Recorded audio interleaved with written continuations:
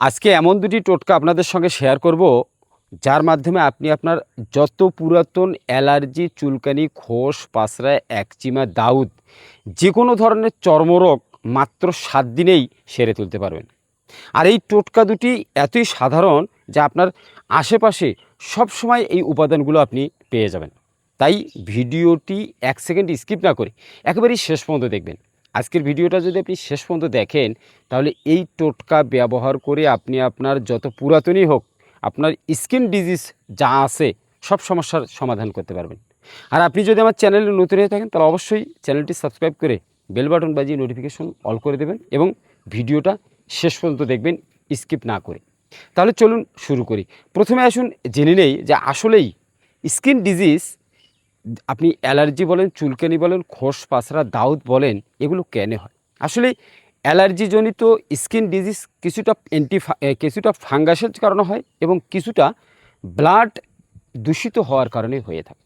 এখন কথা হচ্ছে যে ব্লাড দূষিত হলে আপনার অ্যালার্জি চাপ দেবে, আপনার নাক দিয়ে পানি পড়বে, চোখ দিয়ে পানি পড়বে, আপনার স্কিনে র্যাশ দেখা দেবে এবং ফাঙ্গাসের কারণে আপনার কি হবে, শরীরে দাঁতি, একজিমা, খোস, পাছরা বিভিন্ন ধরনের উপসর্গ দেখা দেবে। এখন কথা হচ্ছে যে এই সমস্ত উপসর্গের কারণে আপনার শরীরে কি হতে পারে, র্যাশ হতে পারে, চুলকানি হতে পারে, আপনার শরীরে লাল লাল হতে পারে, চাকা চাকা হতে পারে, আপনার শরীরে দাগ হতে পারে চাকা চাকা। এই সমস্ত বিভিন্ন উপসর্গ দেখা দিলেই আপনার স্কিন ডিজিজ হতে পারে। অনেকের আবার স্কিন খসখসে হয়ে যায়, সাদা চামড়া উঠে যায়।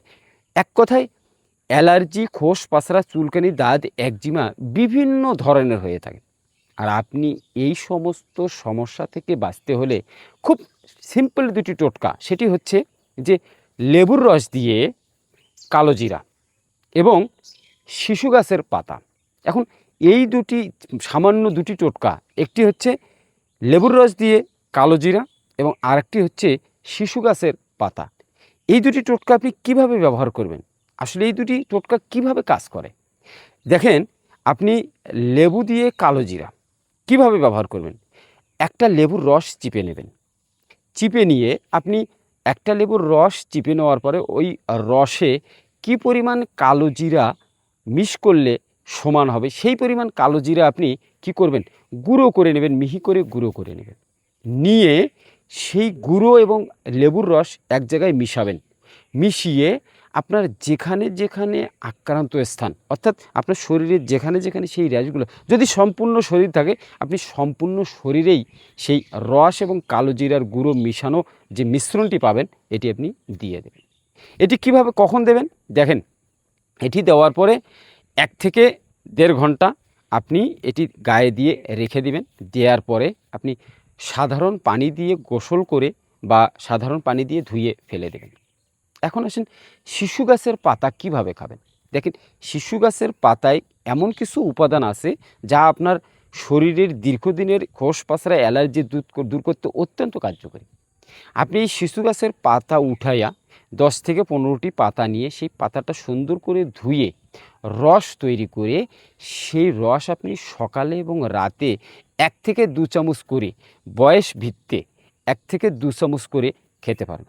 আপনি এই শিশু গাছের পাতার রস 1 থেকে 2 চামচ করে খেলে আপনার শরীরে যে কোনো ধরনের স্কিন ডিজিজ ভালো হয়ে যাবে। কেননা এই শিশু গাছের পাতায় এ পরিমাণ অ্যান্টিঅক্সিডেন্ট আছে যে ক্যান্সারের জীবাণু পর্যন্ত এই শিশু গাছের পাতা খেলে নষ্ট হয়ে যায়।